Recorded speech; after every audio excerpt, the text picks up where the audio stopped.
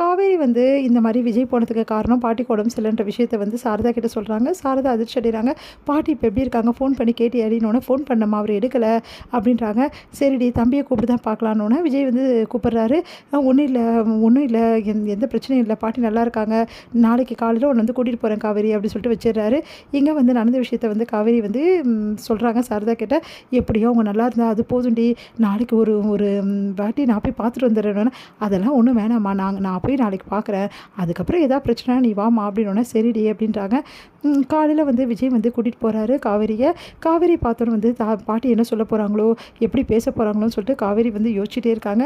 இங்கே பாட்டி வந்து காவேரி பார்த்துட்டு வா காவேரி அப்படின்றாங்க. அதை கேட்டு நிம்மதி அடைகிறாங்க காவேரி.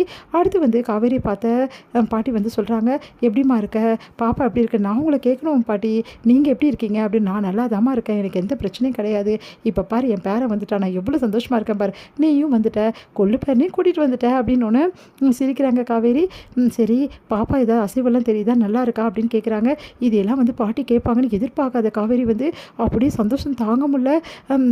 பாட்டி நல்லா இருக்கு பாட்டி, ஒன்றும் பிரச்சனை இல்லை பாட்டி அப்படின்னு சொல்கிறாங்க. விஜயும் சொல்கிறாரு, டேய் நான் உன்னையாடா கேட்டேன், காவேரி தானே கேட்டேன் அப்படின்றாங்க. உன்னையும் வந்து பாட்டியா இது, பாட்டி இப்போ தான் பாட்டி நீங்கள் பழைய பாட்டி மாதிரி இருக்கீங்க, பின்ன என்னடா எவ்வளோ நாள் தான் நானும் வீரா போடு இருக்க முடியும் சொல்லு, நேற்று வந்து எனக்கு மயக்கம் எல்லாத்தையும் எனக்கு வழக்கடிச்சிச்சுடா, இதுக்கப்புறம் வாழ்க்கை ஃபுல்லாக வந்து அன்பு தான் வேணும்னு நான் முடிவு பண்ணிட்டேன், எதுக்காக கோச்சிங்கன்னே செஞ்சுக்கிட்டு இருக்கணும் சொல்லு, உனக்கு வேற புள்ள பிறக்க போகுது, இந்த டைமில் காவேரி நான் வந்து வெறுக்கக்கூடாதுல்ல அப்படின்றாங்க. அது கேட்டு காவேரி நகைச்சுடைய, காவேரி இதுக்கப்புறம் எந்த பிரச்சனையும் இல்லைம்மா, நீயும் சரி பாப்பாவும் சரி விஜயும் சரி எல்லாரும் என் கூடவே இருந்துருங்கம்மா அப்படின்னு சொல்கிறாங்க. இந்த வீட்டில் இருந்துருங்கன்னு. பாட்டி எனக்கு கொஞ்சம் டைம் கொடுங்க, நான் அதுக்கப்புறம் இதை பற்றி பேசலாம்னு சொல்லிட்டு சமாதானப்படுத்துகிறாரு விஜய். வந்து ரொம்ப நேரம் ஆகிடுச்சு, காவேரி ஏதாவது சாப்பிட்றியே இல்லையா அப்படின்னோடனே, வரும்போது சாப்பிட்டு தான் வந்து, சாப்பிட்டு எவ்வளோ நேரம் ஆகிடுச்சு அப்படின்றாங்க. உடனே வந்து இங்கே பாரு அவங்க பொண்ணை வந்து கூப்பிட்டு வந்து இந்த மாதிரி காவேரிக்கு பால் எடுத்து வந்து கொடு அப்படின்னோடனே, என்ன சாப்பிட்ற காவேரி அப்படின்னு கேட்குறாங்க. எதுவும் வேணாம் பாலே பரவாயில்ல அப்படின்னு சொன்னோன்னே சரின்னு சொல்லிட்டு அவங்க சித்தி வந்து விஜயோட சித்தி போய்ட்டு பால் எடுத்து வந்து கொடுக்குறாங்க காவேரிக்கு. காவேரி வந்து வேணாம் பரவாயில்லன்றாங்க. அதெல்லாம் தெரியாது, நேரத்துக்கு எல்லாம் சாப்பிட்ணும், நீ வந்து சும்மா இருந்தால் கூட குழந்தை வயிற்றில் இருக்குல்ல அப்படின்றாங்க பாட்டியோட அரவணைப்போ அன்பையும் பார்த்துட்டு அப்படியே விஜய்க்கு சந்தோஷம் தாங்க முடியல. காவேரி இப்படி தான் கவனிக்கணும்னு நான் நினச்சேன், அதே மாதிரி பாட்டி கவனிக்கிறாங்க அப்படின்னு சொல்லிட்டு அப்படியே பார்க்குறாங்க. என்னடா விஜய் இப்போவும் வந்து பாட்டி காவேரி கிட்ட பொய்யா தான் பேசுகிறேன்னு நினைக்கிறேன், அப்படிலாம் இல்லை பாட்டி, உண்மையிலேயே உங்கள் மனசு எனக்கு புரியுது பாட்டி, இப்போ அது நம்புறியாடா அப்படின்னோடனே, நம்புகிறேன் பாட்டி அப்படின்றாங்க.